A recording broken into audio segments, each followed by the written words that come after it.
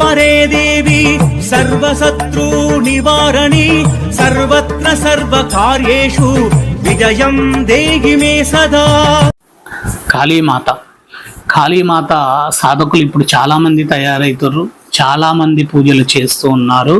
వామాచారం, దక్షిణాచారం అనేటటువంటి విధానంలో ముఖ్యంగా వీళ్ళందరికీ తెలుసుకోవాల్సినటువంటి విషయం ఏంటంటే, కాళీదేవి మాత గుడులు ఎందుకు ఎక్కువగా లేవు, కాళీదేవి దేవాలయాలు ఎందుకు నిర్మించట్లేదు అని అంటే, దీనికి ముందుగా ఒక రహస్యాన్ని తెలుసుకోవాలి.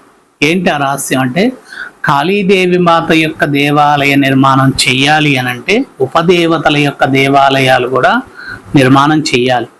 కాళీదేవత ఆరాధన చెయ్యాలి అంటే ఉపదేవతల యొక్క ఆరాధన కూడా చెయ్యాలి. ఉపదేవతలు ఎంతమంది?